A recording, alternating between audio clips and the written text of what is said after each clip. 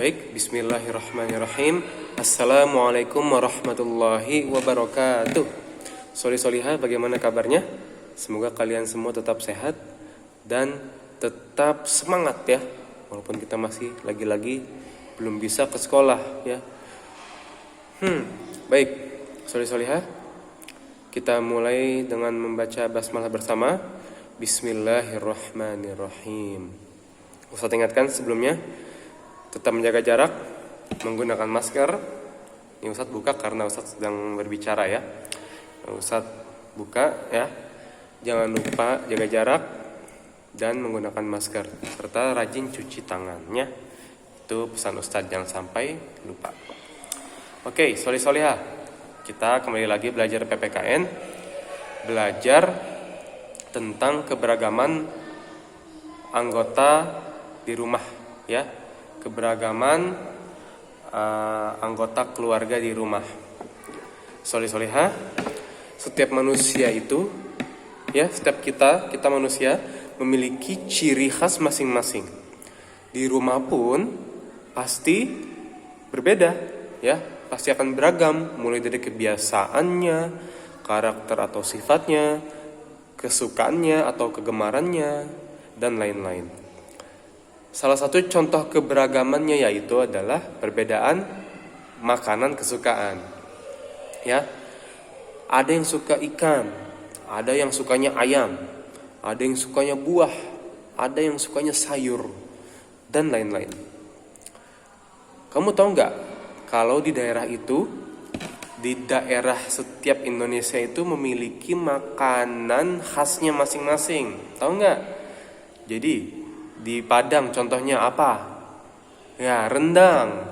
Kemudian di Aceh apa coba di Aceh? Mie Aceh. Kemudian di Sumatera tuh yang ada kapal selamnya, yang ada dalamnya telurnya. Empek-empek. Terus apa? Sate bandeng, tahu nggak dari mana? Dari Banten. Nah, kemudian gudeg. Ada yang pernah makan gudeg? Nah, itu gudeg itu dari Jogja, dan masih banyak lagi. Nah, Indonesia itu kaya itu maksudnya banyak makanannya beragam karena emang daerahnya luas dan memiliki kebudayaannya masing-masing. Makanya rempah-rempahnya, bumbu makanan itu pun yang berbeda. Nah, itu akan membuat makanannya pun menjadi beragam. Oleh karena itu kita wajib menjaga dan melestarikannya ya, solihah.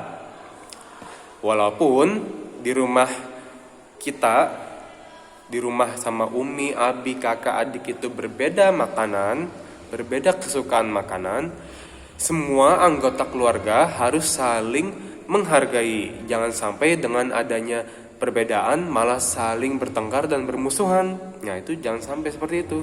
Nah, dengan saling menghargai, maka akan tercipta apa? Kerukunan. Kemudian, keharmonisan. Kemudian, ketentraman dan rasa saling menyayangi. Tidak hanya perbedaan makanan. Ya. Di rumah juga terdapat perbedaan keterampilan dan kemampuan. Tentu saja itu memiliki banyak manfaat. Ya, perbedaan itu pasti memiliki banyak manfaat. Misalnya, karena perbedaan makanan kesukaan, ibu jadinya itu di rumah masaknya banyak. Ada ayam, ada ikan, ada sayur apa misalkan sayur singkong, kemudian ada buah pepaya, buah apel. Nah, itu karena perbedaan kesukaan makanan ya di setiap orang di rumah. Nah, contoh manfaat keberagaman di rumah tuh ada 3 contoh nih. Ada 3 manfaat keberagaman di rumah. Yang pertama, setiap anggota keluarga dapat mengetahui dan memahami sifat setiap anggota keluarganya. Nah, kedua, dapat mengembangkan sikap menghargai, menyayangi, dan menghormati perasaan orang lain. Dan yang terakhir, perbedaan kemampuan dalam keluarga bermanfaat ketika bekerja sama ya. Nah, solihah, sikap kita dalam menyikapi keberagaman di rumah diperlukan sikap apa namanya? Sikap tenggang rasa. Ada yang tahu apa itu tenggang rasa? Tenggang rasa artinya menghargai dan menghormati perasaan orang lain. Selain tenggang rasa, kita juga sebaiknya menerapkan sikap saling melengkapi dan toleran dalam menyikapi keberagaman di rumah. Contoh nih, kakak yang udah bisa baca Quran mengajari adiknya yang belum bisa baca Quran.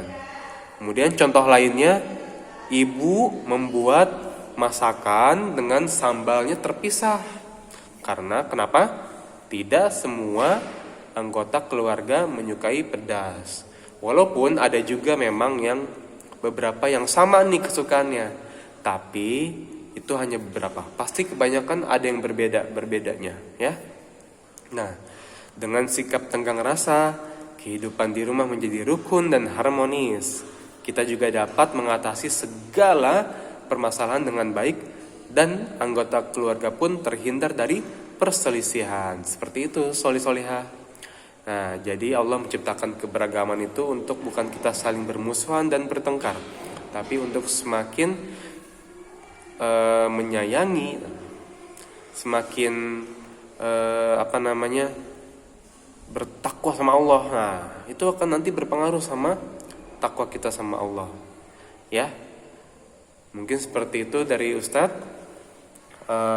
Mari kita tutup dengan membaca Hamdalah, alhamdulillahirabbil alamin. Istighfar 3 kali, astaghfirullahalazim, astaghfirullahalazim, astaghfirullahalazim. Doa kafaratul majlis, subhanaka Allahumma wa bihamdika asyhadu an la ilaha illa anta astaghfiruka wa atubu ilaik. Assalamualaikum warahmatullahi wabarakatuh.